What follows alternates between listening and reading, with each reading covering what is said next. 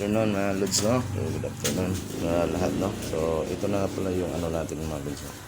Yung finish na harang natin mga lods, yung ginawa natin para sa inahing baboy natin kay Jewel natin. Ayan. Ano siya mga lods, 104 days na siya ngayon. So ayan nga, ginawa natin ng harang yung ano niya, kulungan niya para di yung maipit yung pagpanganak niya at hindi siya kung saan na lang humihiga, no? So, ito yung nilagay natin, parang farrowing pin, no? Pero DIY kawayan lang. Ayan. So, okay na yan. At dito yung ginawa natin kahapon. Inayos natin yan. Nilagyan ng ibang kawayan. So pinalitan natin yung masira para itong dito, ito yung magiging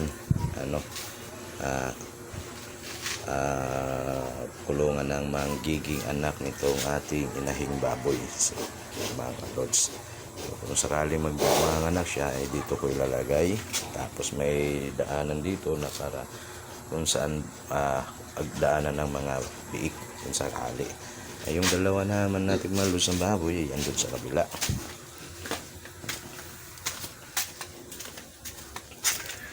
Yan.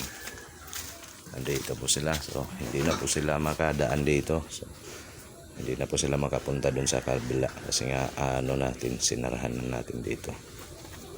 Yan, yun yung dalawa. So, yung isa is 5 months old. At ito yung isa, ito yung malaki is buntis din to mga lods, no? Pero pa lang 3 months pa lang to buntis. So ito yung paghahandaan ko susunod. Kasi nga malapit na din to mga buntis din yan, 3 months na din yung buntis, no? So hindi na din magtagal, mga anak din yan. So yung gagawin ko dito mga lods is harangan ko din dito.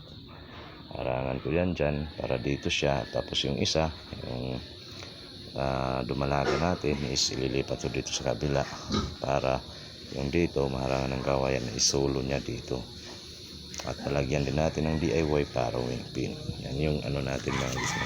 So yan, yun lang mga lods, no? Update sa ating paggawa ng DIY farrowing pin at pag natin ayos ng ating kulungan. Thank you mga lods, yun lang. So maraming at salamat sa inyo, at huwag niyong kalimutan mag-subscribe sa YouTube channel mga lods, no? Thank you.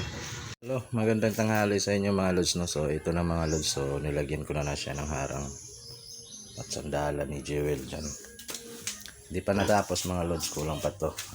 Kulang pang ganito doon sa kabila, dalawa pa, tapos lalagyan natin ng harang dito para dito sa pitan niya, hindi siya dito sa sagad. Ito na yung ginawa ko mga lods.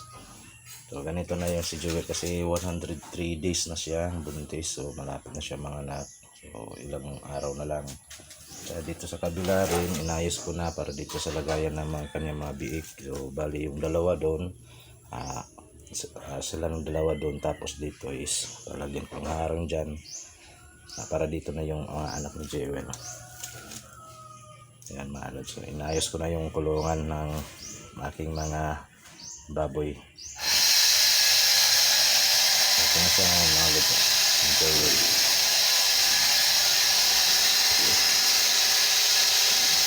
Yan. Yun lang mga lods. So happy farming. Buntis na yan.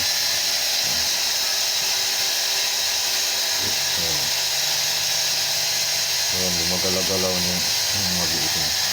So yan lang.